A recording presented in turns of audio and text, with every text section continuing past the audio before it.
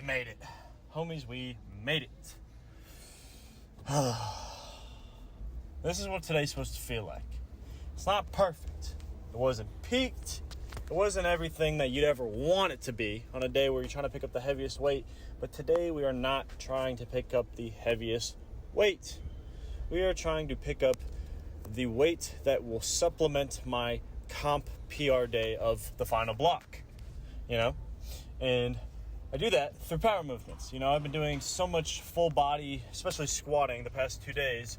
My body needs that recovery to, first of all, lay off the low body and the low back especially, but more so, prime the CNS in a way that doesn't completely shred the rest of whatever fatigue I've got left, so that when I take this next rest day tomorrow, I can come back in fully ready, fully apt, fully peaked for the new PRs. I was at the gym way longer than I thought I'd be. It's just hanging around the right people is really what gets everything going.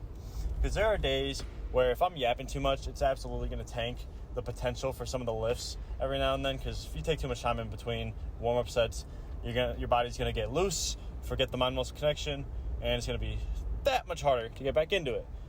Today was one of those really fun days where I had just the right kind of people around me. Those good homies, especially some homies that I haven't seen in a long while, that get me so motivated to lift that I can yap about the lifting as long as I want and still be primed to do the lift itself. Because a lot of it is keeping the mental as high as possible without letting yourself cool down. You need that energy to stay up until you hit that final weight. And one of my more newer homies that I met since I've been here in Alabama, my guy Preston, if you're in the Olympic lifting game, you've seen him, I'm sure, at some point. He went to Bahrain and trained internationally. Cool ass dude. Really, really down to earth. Really cool dude. And it's more so such a cool thing to be able to have someone to talk to that understands the name of the game. He is infinitely better than me when it comes to how heavy of a weight he can pick up right now. But we're both going through our own struggles according to what our own bodies need to adapt. I tell you guys this all the time. There's no point in comparing to other people because, A, there's a million reasons why they have a head start against you or have just better genetics than you, but more so because you can put your positives in your own specific ways according to your body and your training and your experiences.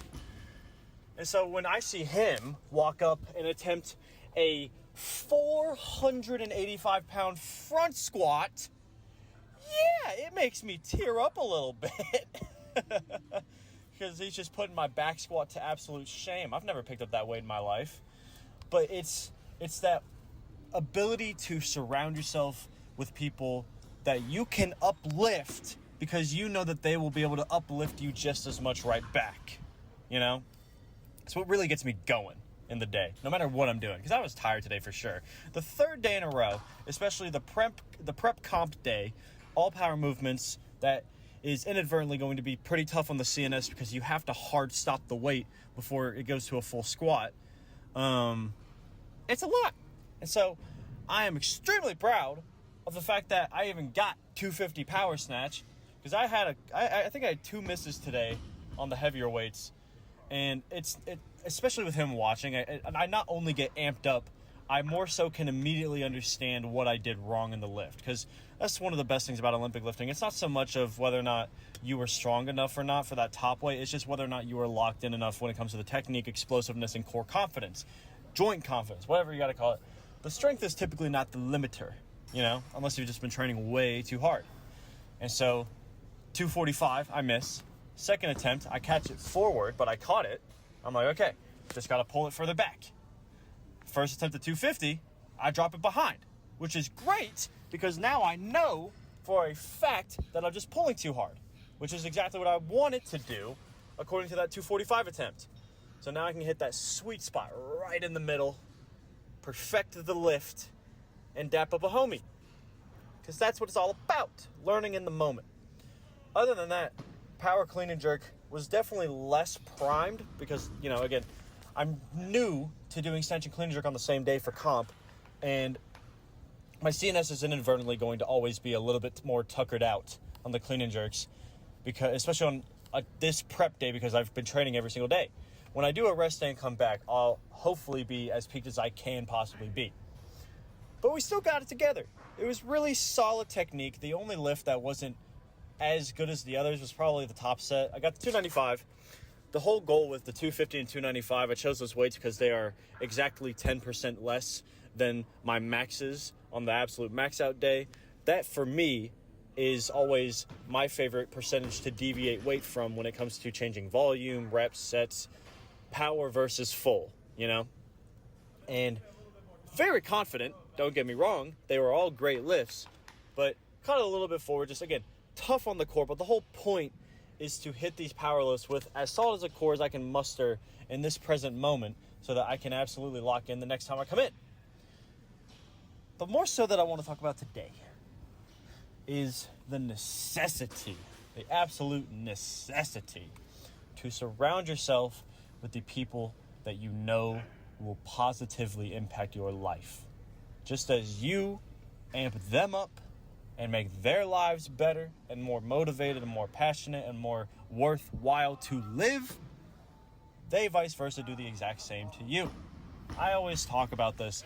People think that it's a bad thing when I say that most of the time when you want to support your homies and the loved ones you have in your life, part of that comes from a selfish desire.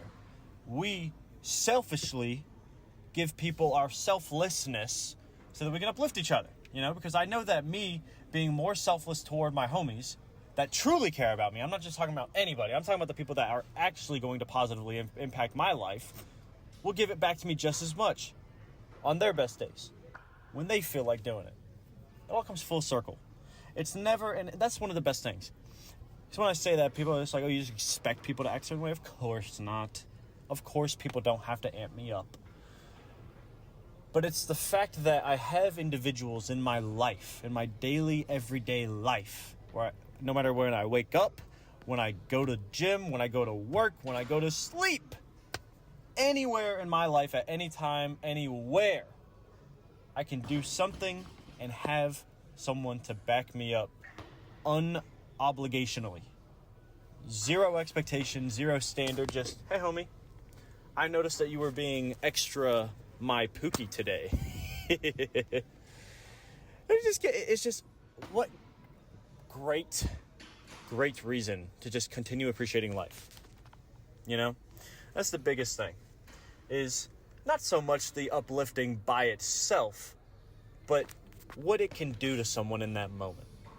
A raw, unobligatory, straight up sense of positivity that no one expected, came out of nowhere, just boom.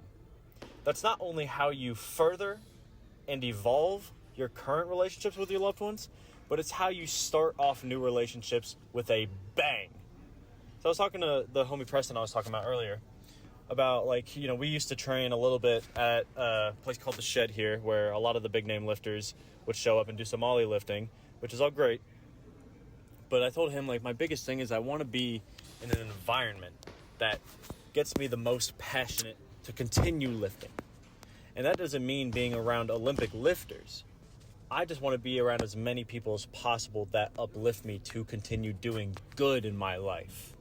Because I don't live for ollie lifting. I want ollie lifting to uplift my life on its own. It's not a necessity. It's a want and a desire to just continue to further myself. I say it all the time. If I break my elbow tomorrow, I'm in here doing something the next week that gets me just as passionate. It doesn't even have to be physical. Just anything that gets me wanting to wake up and go twice as hard as I did yesterday. No matter what it is, a lot of that stems from your interactions with your people. So no matter how antisocial you may call yourself, everybody has a social battery. Everybody, we are social beings, my boys. Everybody needs people. We need food, water, shelter, and we need our people. I truly believe that. I don't think anybody, unless we had the consciousness of a fucking bug, I don't think anybody would want to live on this earth if it was just them by themselves. The only being that had a consciousness. Especially now. If everybody just disappeared, I don't really want, I can't know. But it would never be the passionate world I live in now, you know? Because humans have that symbiotic relationship where instead of latching onto somebody and taking away, we can just, with no need to gain back, give each other what we need to uplift each other, to want to keep furthering ourselves so that we can survive longer, do better, persevere, just more, you know? Continuously overstepping the boundaries of what we know to be our best. That's what it means to evolve, my mans. Not just physical attributes, but the way that we perceive ourselves and the progress we have throughout our lifetime. We aren't around for that long. It's probably long enough. I'm not going to know till I get to that age, but it's probably long enough. I would imagine.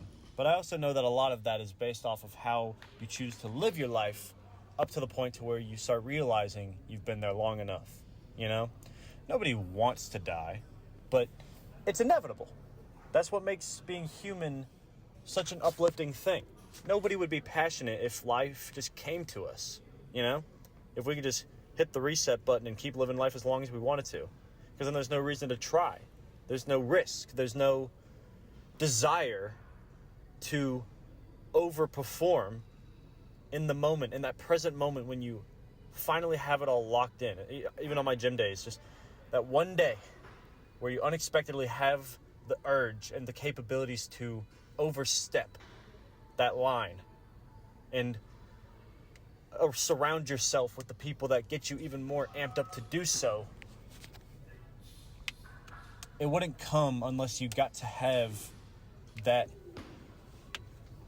risk of losing it all, I guess. Because no, I don't think I'm going to die tomorrow. But you got me absolutely fucked up if you think I am not giving it my all every single day.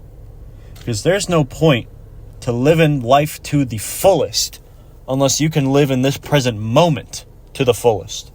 Banking your passions and your wants and your desires off of your future self is an inevitable way to lead to a breakdown, because you'll never meet the standards of someone you can never catch up to, because that future version of yourself will always be in the future. It is never going to be you right now. Accept that today was the best that you could have it. Surround yourself with those people that will remind you that today is the best that you could have had it, and move on.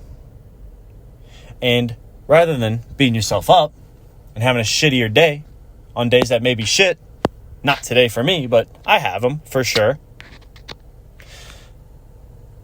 bank on those people. Surround yourself with those people. Symbiotically utilize one another to get out of the funk. That's why we make relationships. That's why we hold on to our people so tight. Because you're never going to have all your relationships last forever. Whether it's through negative terms or positive terms where you get to just move away and do your own thing, no relationship lasts forever. But you can, at the very least, make it the best relationship it can be in that present moment until the point of inevitable separation. Because no matter how many times I move to a new state, a new area, have to make new friends, the new friend group that I end up running into every time I move doesn't end up becoming the quote-unquote best friend group, but it becomes the friend group that I meet when I'm at my best, you know? And so I get to surround myself with the best people that I know are the best for me, and then just as likely separate from the people that I know are the worst for me. That's what it means to be able to create your own positive environment. But anyway, physically, wasn't that great. But we got the hype up and the technique good to lift the weights we wanted to lift.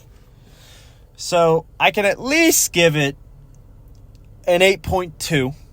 It's all right. It was decent. Had enough in me to get them. But I only really just had enough, which is okay. But I want to blow my expectations out of the water. So we take today as the current standard Today was the best we had. Next time, we persevere and we do better no matter what. Mentally, just a flat 9, right on the money. Great day. Officially, my first day off of night shift, so it feels weird to be home. Honestly, all my homies that work the night shift are at work. And so I'm sitting here thinking, like, why the hell am I home? My brain is not going to sleep tonight. I'm going to be up till 4 a.m. because my brain thinks I'm supposed to be productive now. But it's time to start flopping it. Get back to having actual full 8-hour sleep nights so that I can come in and lift as hard as I want. But one way or another, we will continue to persevere and making the best environment, lifestyle, livelihood, passions, whatever you want to call it, that we can muster. Rest day tomorrow, and I will return day after for my max out snatch and clean and jerk comp day. I'm so excited. First time ever putting on 275 for snatch. I'm so excited. Who cares if it goes or not? I'm putting on the fucking 25s. That is some big weight over my head. 325 clean and jerk. I'm not as amped about when it comes to the dream weight type mentality, but I'm just as motivated to crush it and make it look easy based off the progress I've made this week. Especially the 315 yesterday. Shit was ridiculous. We're going to make some fucking motions in this ocean. So stick around and join me for my peak. And I appreciate y'all hanging out. Let me know how the lives and lists been going. Love hearing about it. And I love you guys. Talk to you later. Bye.